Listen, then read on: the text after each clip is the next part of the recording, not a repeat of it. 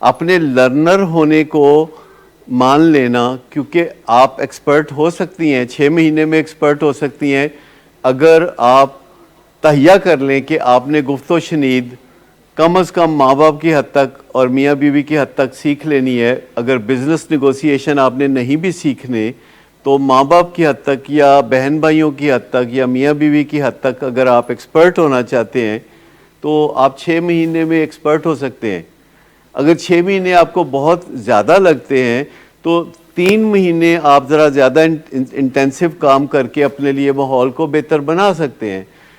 پر اس کے لیے سب سے پہلے یہ سوچنا کہ مجھے کامن سینس پہ نہیں چلنا، مجھے پراپر سٹرکچر میں جانا ہے، کامن سینس میں یا واضح و نصیحت میں نہیں جانا، بلکہ مجھے کلینکل میتھڈز سیکھنے ہیں۔ کلینکل میتھڈز دیکھیں، وہ جو کتاب آپ میں سے کچھ لوگوں نے پڑھی ہے جو انمول ماں ہے، تو اس میں 3 کلینکل میتھڈز ہیں فار پیرنٹنگ، کہ ماں باپ کا واسطہ اولاد سے 3 موقعوں پہ پڑتا ہے۔ پہلا موقع جب انہوں نے اولاد کو کچھ ہدایت دینی ہے، کیونکہ ماں باپ کا رشتہ ہدایت کا ہے، تو ماں باپ نے ہدایت دینی ہے، اور بندے کو اتنی عادت پڑی ہوتی ہے وہ بیوی کو بھی ہدایتیں دینی شروع کر دیتا ہے یا خامد کو ہدایتیں دینی شروع کر دیتا ہے، حالانکہ یہ ہدایت کا رشتہ نہیں ہے۔ میاں بیوی کا رشتہ بے ہدایتہ رشتہ ہے۔ آپ دیکھ لیں ارد گرد یہ ہدایتیں جو دیتے ہیں میاں بیوی ایک دوسرے کو، تو وہ ہدایت یافتہ بیوی یا خامد کیوں نہیں ڈھونڈ لیتے؟ اولاد تو آپ ہدایت یافتہ نہیں ڈھونڈ سکتے۔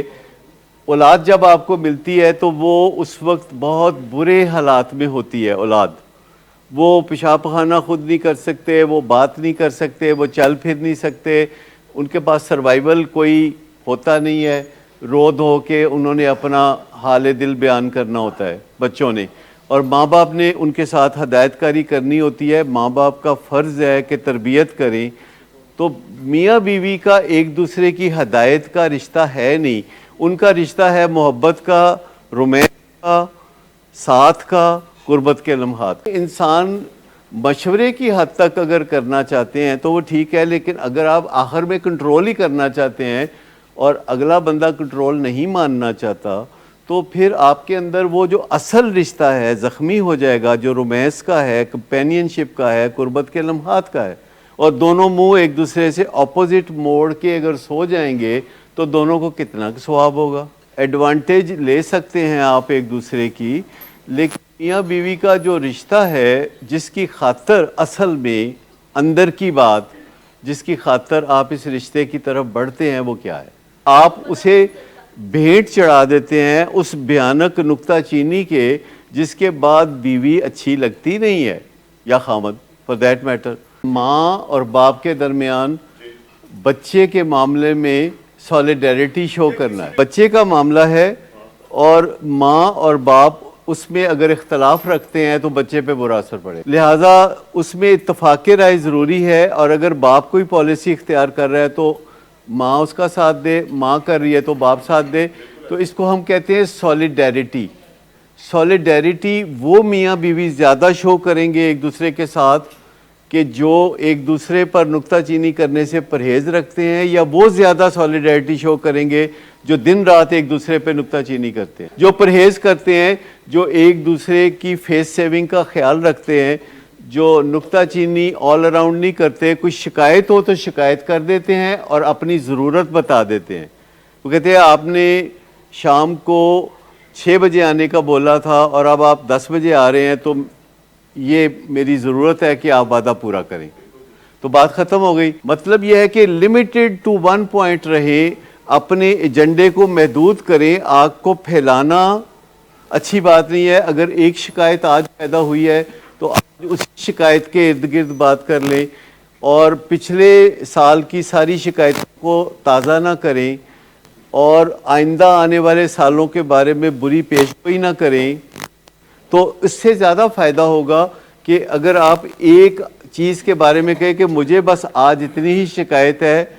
اور باقی آپ سے اور آج کوئی شکایت نہیں، اور آپ جنرلی میرا اثاثہ ہیں، کیونکہ بندے کو ضرورت ہوتی ہے تجدید کی، اور میں آپ سے بہت پیار کرتا ہوں یا کرتی ہوں، یہ بات بھی یاد دلانے کی ضرورت ہوتی ہے۔ اور جب آپ یہ سب کرتے ہیں تو اس کے بعد گڈ فیلنگ پریویل کرنے لگتی ہے. جب آپ کسی کو کہتے ہیں کہ مجھے شکوہ ہے کہ آپ نے واپسی پہ میرے لیے جو چیز لانے کے لیے میں نے کہا تھا وہ نہیں لے کے آئے اور میرا دل سے ٹوٹا ہے, however آپ کے بارے میں یہ شکایت مجھے صرف آج ہے, باقی مجھے آپ کے بارے میں آج کوئی اور شکایت نہیں, اور آپ سٹل میرے لیے بہت امپورٹنٹ ہیں, میرا اثاثہ ہیں, میں آپ کی چاہت میں ہوں اور یہ رشتے کو چلانا چاہتی ہوں. یہاں اگر ڈیورس ریٹ کم ہے سٹل, جو کہ اب بڑھ رہا ہے تیزی کے ساتھ, اگر ڈیورس ریٹ یہاں کم ہے تو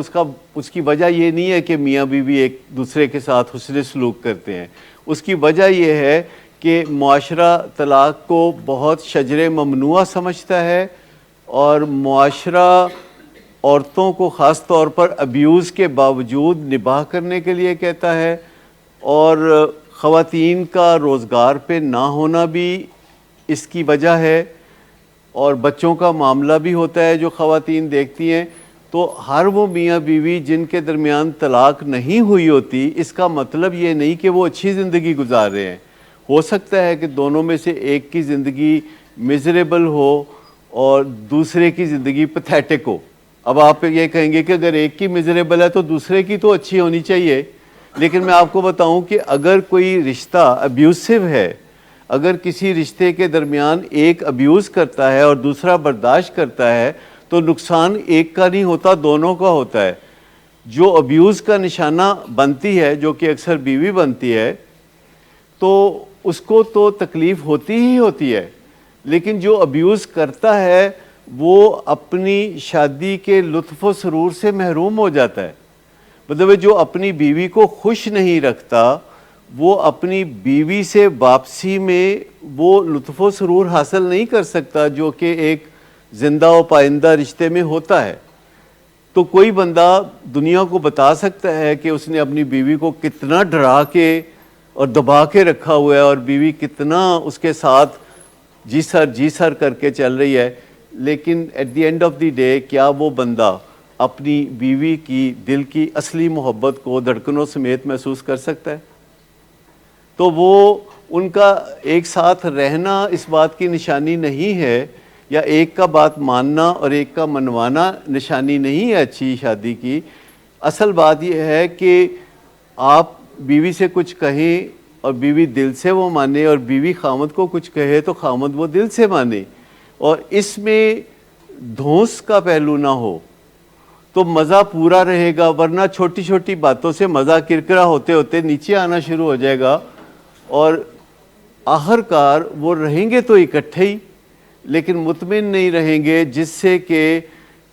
بہت ساری اور کباختیں پیدا ہو جاتی ہیں.